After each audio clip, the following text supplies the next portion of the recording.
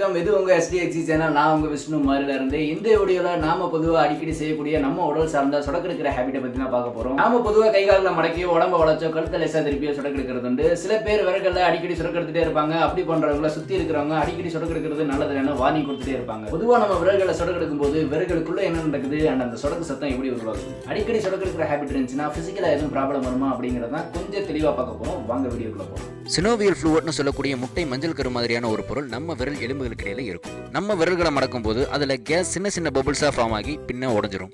அப்படி உடையிற சத்தம் தான் சொடக்கு சத்தம். இந்த பபிள்ஸ் திரும்பவும் ஃபார்ம் ஆக, அதாவது நாம சொடக்கெடுத்த விரல்ல மீண்டும் சொடக்கு சத்தத்தை உருவாக்க 20 நிமிஷம் ஆகுங்க. அதே மாதிரி நம்ம கால்கள்ல எலும்புகளோட ஒட்டி இருக்கிற இந்த தசைப்படலம் நம்ம கால்களை சடனா மடக்கி நீட்டும் போது கிட்டத்தட்ட ஒரு ரப்பர் பேண்ட் மாதிரி விரிவடைஞ்சு சடனா சுருங்கி இந்த சொடக்கு சத்தத்தை உருவாக்குது.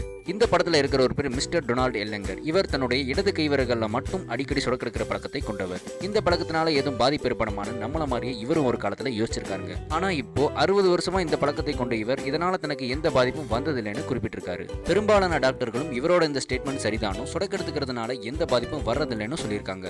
இருந்தும் 1990 எடுக்கப்பட்ட ஒரு ரிசர்ச்ல அடிக்கடி சொடக்கெடுக்கிற பழக்கத்தோட நீண்ட நாள் இருக்கிறவங்களுக்கு கை எலும்புகள் இணையிற இடத்துல வீக்கமும் எந்த பொருளையும் வலுவா பிடிக்கிற பிடிமான சக்தியில குறைபாடும் ஏற்படுறதா சொன்னாங்க.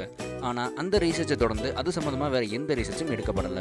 சரி, இப்ப என்னதான் முடிவா சொல்றீங்க? அடிக்கடி சொடக்கெடுத்துக்கிற பழக்கம் தவறான ஒண்ணா, உடலுக்கு பிற்காலத்துல பாதிப்பை ஏற்படுத்துமான்னு கேட்டா அறிவியல் ரீதியா கிடையாதுங்க. இருந்தாலும் எதையும் அளவுக்கு அதிகமா செய்யறதுங்கிறது ஆபத்தான ஒண்ணுதான். அடிக்கடி சொடக்கு போடுற ஹேபிட் இருக்கிறவங்க முடிஞ்ச அளவு குறைச்சுக்கோங்க. மேலும் நம்ம இப்படி அடிக்கடி டொக்கு டொக்குன்னு சொடக்கு போட்டுட்டே இருந்தா நம்ம பக்கத்துல இருக்கிற நம்ம அன்புக்குரியவங்க கோவப்படலாம்.